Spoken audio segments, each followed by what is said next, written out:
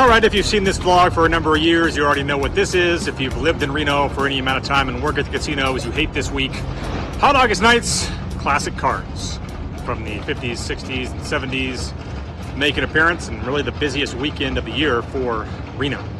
I actually found myself thinking last week, I'm sure you've all been in the situation where it's like when you're in the middle of an upswing and then you have a week or more where you can't play at all, and you're like, damn, why does this have to happen now?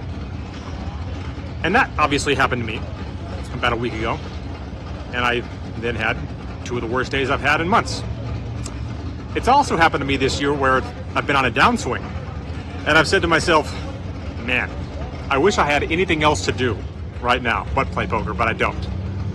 Both those things have happened in what has been an abysmal 2025, and I hope to start turning that around in this 5-10 game right now.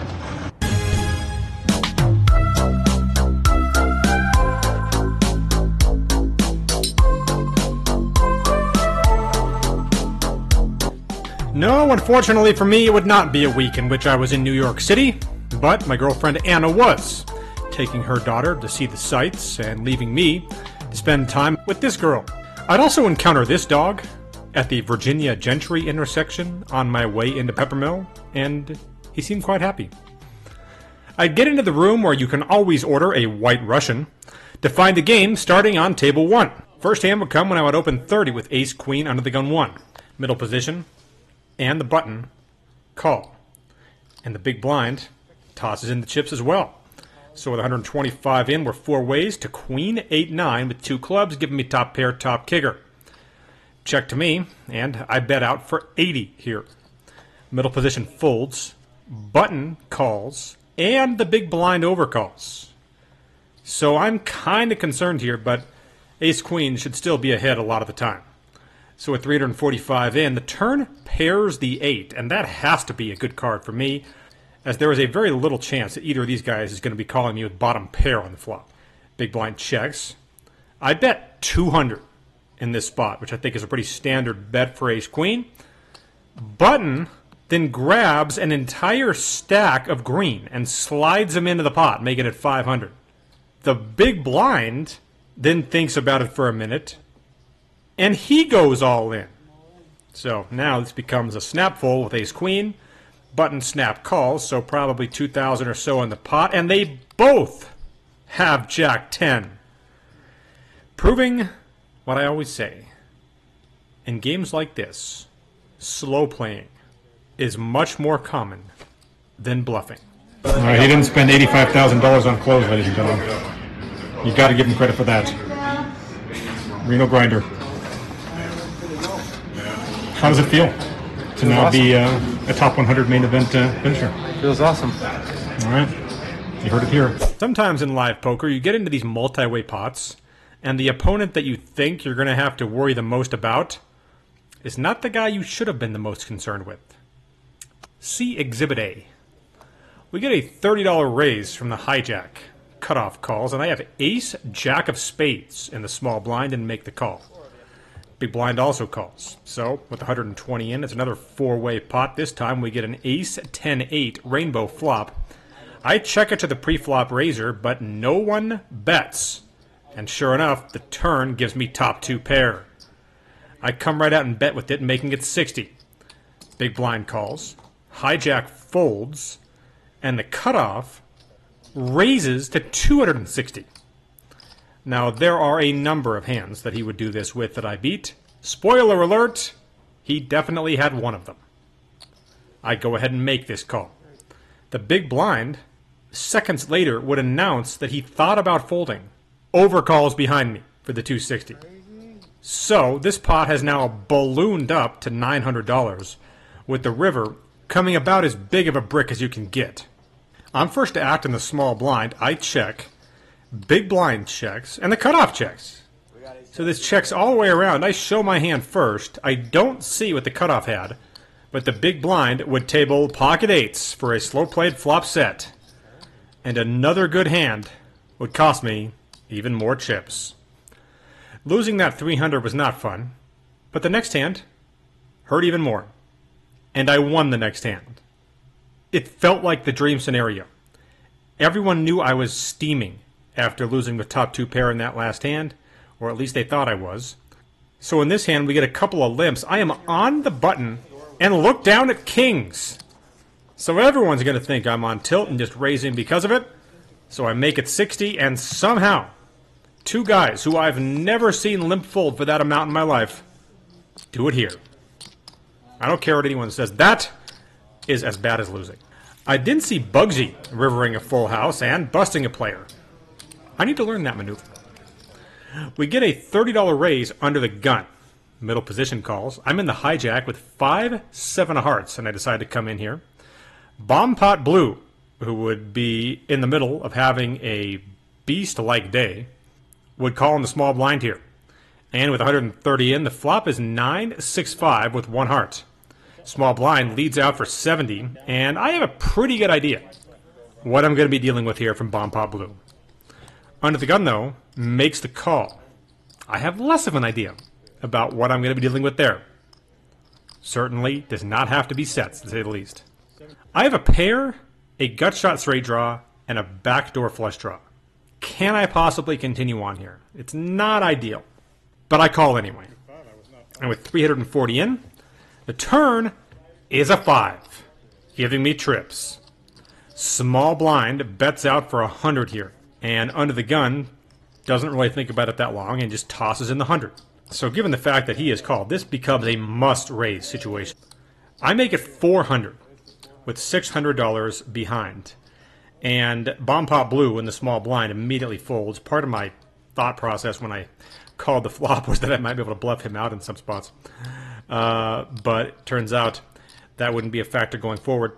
Under the gun, though, thinks about this for quite a while after I make it 400. And he finally calls me. So with 1,240 in, the river is a jack. Under the gun checks. I have trips against a guy that doesn't like folding and a half pot size bet left in my stack. So it's kind of like an all-in or a check. And I'm simply not in love with the checking option. I think there's a decent amount of hands here he'd call me with. Though I really thought he was probably just going to snap fold when I bet all in here, having missed a draw or something like that. But I go ahead and make that half pot size bet for the remainder of my stack. And it's one of those situations where you tell yourself, don't snap call, don't snap call, don't snap call. I put the money in, and he doesn't snap call. He starts thinking, and thinks a little more, and thinks a little more, and thinks a little more, and finally decides to call. So we have a $2,500 pot. I turn my hand over, and he tables Ace-5. Not a hand I would have expected to see him opening under the gun. Definitely not a hand that I think he would take that long to call with on the river. And definitely not a hand that I think he would call with on the flop at all. But what do I know?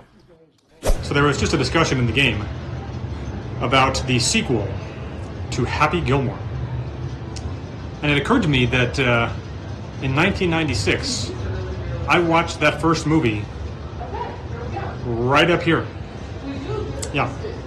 For some reason I was here at Peppermill. My dad had something going on, so I hung out with his friend Dave's sons. And we just hung out in one of these rooms, and they rented Happy Gilmore on like the Spectravision or whatever it was back then. And I remember being disappointed by the choice, but then I couldn't believe how funny it was. And it remains funny.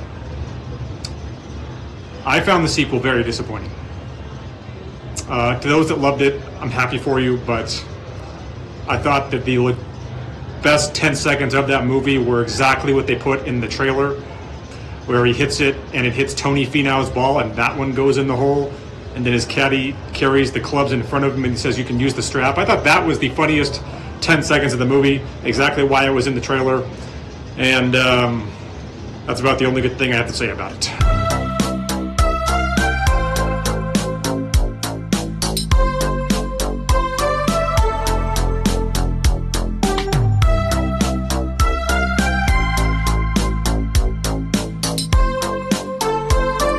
I would come back from recording that mid-session update and would fold pocket deuces under the gun.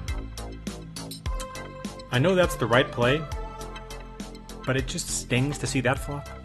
So at this point, I'm stuck pretty big. I'm already in 3,000.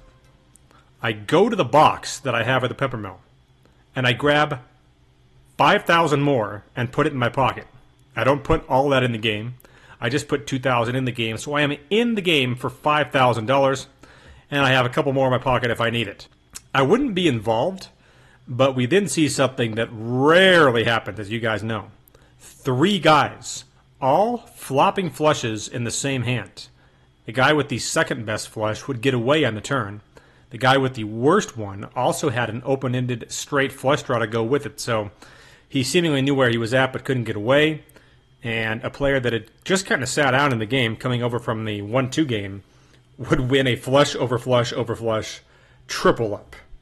It must be nice. I would look up to see a man that went to the same high school as me being interviewed in a preseason game, and look down to see a +1 raised to 30. I have ace 10 of clubs, and I am happy to see a flop on the button. Small blind comes in as well. So the 100 in. The flop is 10-10-3 with 2 hearts, which was certainly above average. Checks to me. I want to bet, but I certainly don't want to blow my action out of the water here. I look to build up a pot, so I just bet small, making it 35. Sure enough, I would get action from both players. So with 205 in the pot, the turn is an offsuit jack. Checked again to me, and this time I bet out for 100. Small blind calls, but +1 doesn't. So with 405 in, the river is a very interesting card. I'm certainly going to hope my opponent has a flush here, but I can't get overly greedy with it, given the fact that it's a double paired board. So I bet 200, hoping that sizing is appropriate. He hems and haws for a bit, and finally does call. Creating an $805 pot, I show my hand, and he mucks. So I was still stuck big on the day, but it was nice to win that one.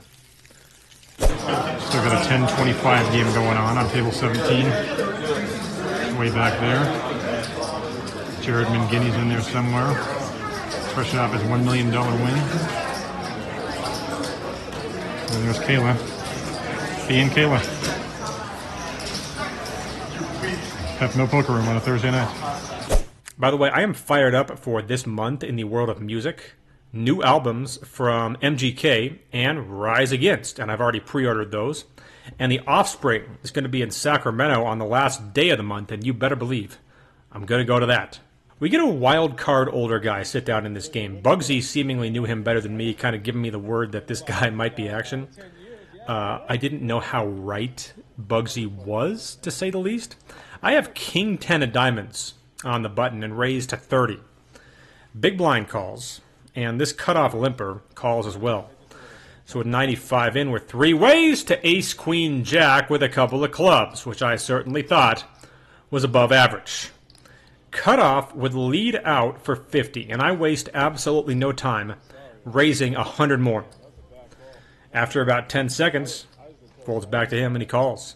So with 395 in, I get maybe the single worst turn card in the deck for me. The ace of clubs, but it also could potentially be the best turn card in the deck for me if all he had was an ace, and it seems like that might be the kind of thing he'd call me with. Spoiler alert, he would call me with worse. I bet 175. By the way, if you think it's weird that the cutoff is on the entire opposite end of the table and I'm on the button, it's not an inaccuracy. The game was 5-handed at this point. It was shorthanded a lot of the day. They started a second game, which never should have happened because of that 10-25 game that was going on in the very back, but that's neither here nor there. He checks, I bet 175, and he doesn't take too long before check calling. So with 745 in, the river is the 7 of clubs. He checks, I check back, and he turns over king, queen with the king of clubs for runner, runner, flush. I don't care what anyone says. This nothing funner stuff is a bunch of bullshit. And if that wasn't enough, he would then limp call a raise with king 10 off when I had pocket queens, and I'd get an all club board, so I'd have a pair and a flush draw, but I would still end up losing about 300 more when I would brick the flush draw, and his pair of kings was good enough, and I would also get an unintentional slow roll on the river, which was still aggravating in and of itself, but it would just be part of the story on a pretty miserable day and a long one at that, at the Peppermill. All right, cashing out all the way over on this side of the property due to hot August nights. Probably the longest session I've played in a while. Started at before 11 a.m. and out of here at 9 p.m., booking a loss of a little over $1,500 on a day where I definitely had plenty of chances. Definitely had plenty of good starting hands and plenty of flops I hit, but runouts, once again, not going my way. Probably a few things I could have done better, per usual, and a few pretty unlucky spots. That King 10 hand definitely sticks out among them.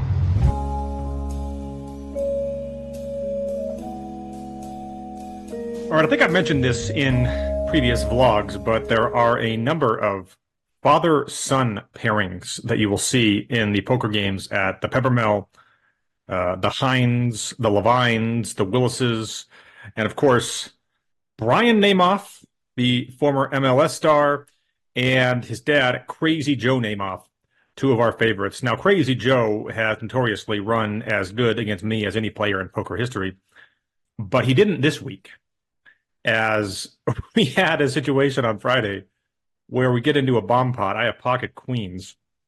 I managed to river a full house on the top board, and pocket queens were simply good on the bottom board, as Crazy Joe had tripped threes on the board that I rivered the full house on. So I scoop that bomb pot, which is an example of kind of hell freezing over, A, me winning a bomb pot, and B, me doing it against Crazy Joe Namath. But then his son seeks revenge on me. I didn't think that he was the type that would call a raise pre-flop with 4-5 offsuit and then call a bet on the flop with just a pair of fours on a queen high board, but so be it, as he then proceeds to go runner full house with that 4-5.